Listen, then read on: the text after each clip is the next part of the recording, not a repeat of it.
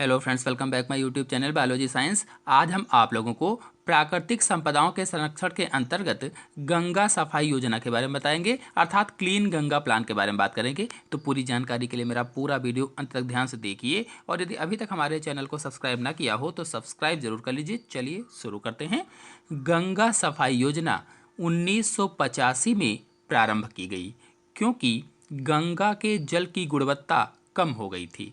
हम सभी लोगों ने गंगा सफाई योजना अथवा क्लीन गंगा प्लान के बारे में बहुत जगहों पर सुना होगा। जैसे कहाँ कहाँ पर? रेडियो, टेलीविज़न, न्यूज़पेपर आदि में सुना होगा। क्योंकि गंगा का जल मानवीय गतिविधियों के कारण बहुत गंदा हो गया है, तो इसकी सफाई के लिए सन 1985 में गंगा सफाई योजना चलाई गई, ताकि इसकी गुणवत्ता बनी रहे।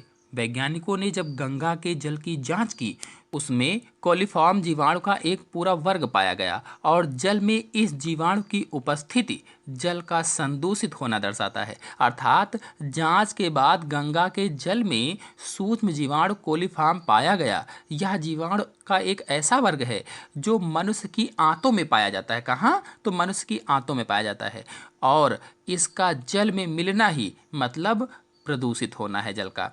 बता दें कि गंगा हिमालय में स्थित गंगोत्री से निकलकर बंगाल की खाड़ी में गंगा सागर तक 2500 किलोमीटर तक की यात्रा करती है।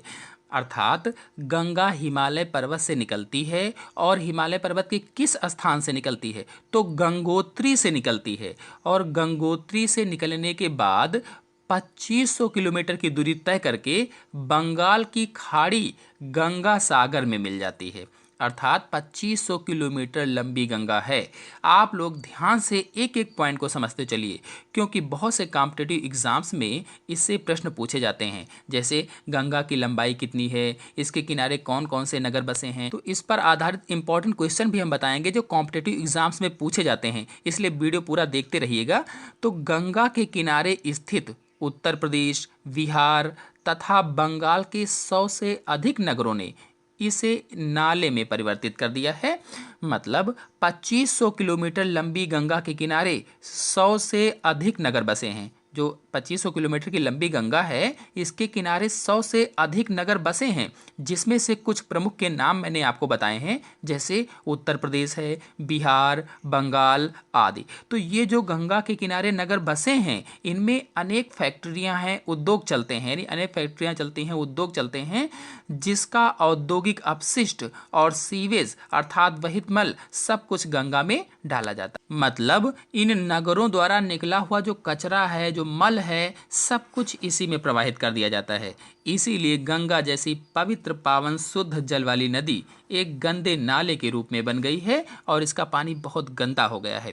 इसके अतिरिक्त मानव के अन्य क्रियाकलापों, जैसे कौन कौन से? नहाना, कपड़े धोना, मृत व्यक्तियों की राख एवं शवों को बहाना भी इसके प्रदूषण का कारण है।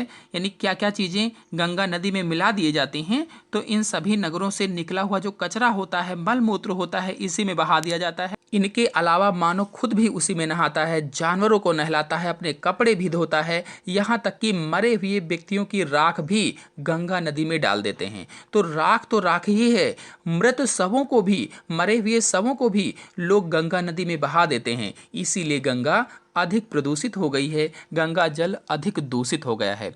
और फिर उद्योगों द्वारा उत्पादित रासायनिक उत्सर्जन ने गंगा का प्रदूषण स्तर इतना बढ़ा दिया है कि इसके विषैले जल में मछलियां जो हैं वो मरने लगी हैं। यानी इतना ही नहीं, अब जो गंगा के किनारे नगर बसे हैं, इनमें जो उद्योग लगे हैं, उनके द्वारा निकला रासायनिक अपशिष्ट भी नालियों के माध्यम से गंगा नदी में बहा दिया जाता है, और ये इतना जहरीला होता है कि गंगा के जल को प्रदूषित तो करता ही है, साथ ही साथ उसमें जो जीव जंतु पाए जाते हैं, जैसे मछलियां आदि हैं, वे भी मरने लगती हैं, जिससे गंगा जल विषैला होता जाता है या विषैला हो रहा है। इन्हीं सभी चीज़ों को देखते हुए गंगा सफाई परियोजना चलाई गई, ताकि गंगा को दूषित होने से बचाया जा सके, और इस प्राकृतिक संसाधन को, प्राकृतिक संपदा को बचाया जा सके, स्वच्छ रखा जा सके। चलिए अब इस पर आधारित कुछ महत्वपूर्ण क्वेश्चन और उनके आंसर को बता देते हैं, जो कॉम्पिटिटिव एग्जाम्स में पूछे जाते हैं। तो पहला है, कोलीफॉर्म मानव शरीर में कहाँ पाया जाता है?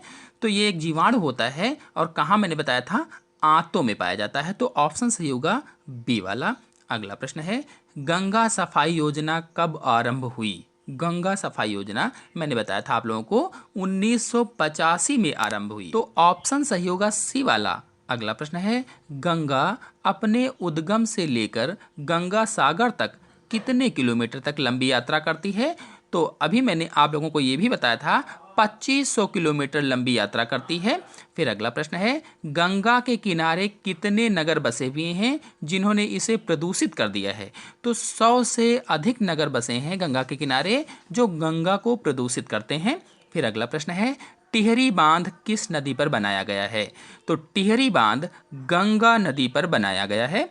फिर अगला प्रश्न है, गंगा नदी गंगा सागर में किस जगह पर गिरती है? तो आंसर सही होगा बंगाल की खाड़ी में गिरती है।